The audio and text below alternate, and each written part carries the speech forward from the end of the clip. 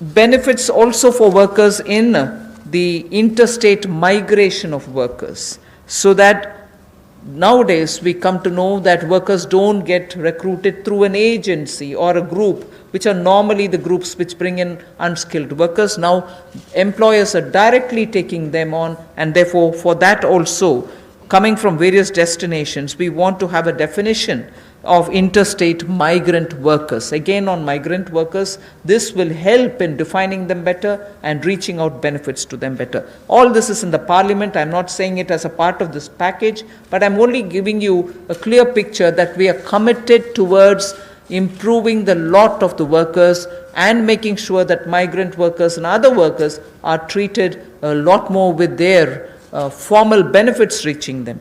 Portability of welfare benefits is also being contemplated in the Parliament for migrant workers. Again, looking at pan-India to all districts, we want to extend the ESIC benefits to all establishments which employ at least 10 people or more, and in some of the notified districts. Looking at also employees, establishment which have less than 10 employees, we want to, at least in a voluntary basis, make sure ESIC can be extended to them. On a voluntary basis, because they're very small, we don't want to burden them with anything. The other thing that we're looking at is to make it mandatory to have ESIC coverage through notification by the central government for employees who are working in hazardous industries.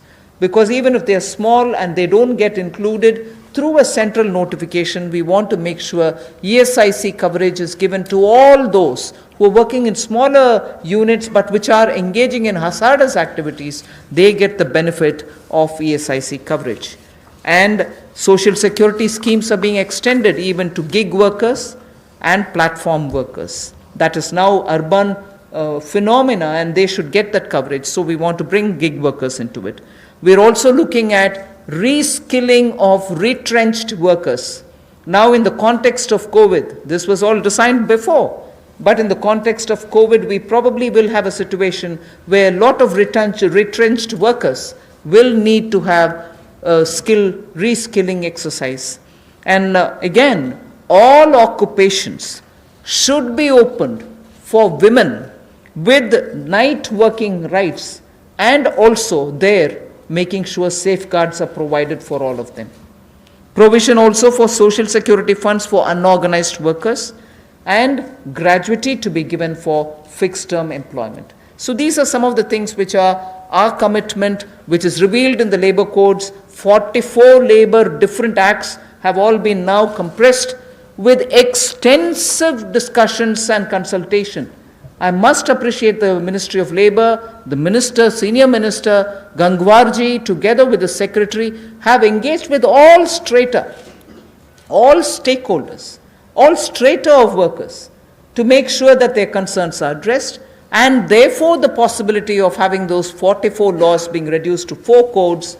Highlights I've given you are waiting in the Parliament. Our commitment lies in having them passed after discussing in all the standing committees. Labour code के माध्यम से हम लोग जहां मज़दूरों को लाभ देने जा रहे हैं, अगर आप देखेंगे तो देश में जो न्यूनतम वेतन है वो लगभग 30% वर्कर्स ही उसका लाभ उठा पाते हैं। समय पर उनका वेतन का भुगतान नहीं हो पाता। अनऑर्गेनाइज जो असंगठित क्षेत्र है उसमें ये दिक्कत है, और इसीलिए यूनिवर्सलाइजेशन की जो बात कही गई है कि न्यूनतम वेतन की यूनिवर्सलाइजेशन की जाएगी, पूरे देश भर में एक जैसा उसका हो, कम से कम एक न्यूनतम वेतन गरीब से गरीब मजदूर को मिले, इसके लिए इस कदम को उठाया गया है। और जो क्षेत्रीय असमानता है, जो रीजनल डिस्पैरिटी है न्यूनतम वेतन में, उसको भी इसके माध्यम से दूर किया जाएगा, वैधानिक रूप इसको दिया जाएगा और नेशनल फ्लोर वेज इसमें इंट्रोड्यूस की जाएगी। यही नहीं, जो इसको तय करने के तरीके हैं मिनिमम वेजेस, उसको और सरलीकरण इसका किया जाएगा, ताकि इसमें कंप्लायंस ज़्यादा हो और रुकावटें कम हो, नियुक्ति पत्र भी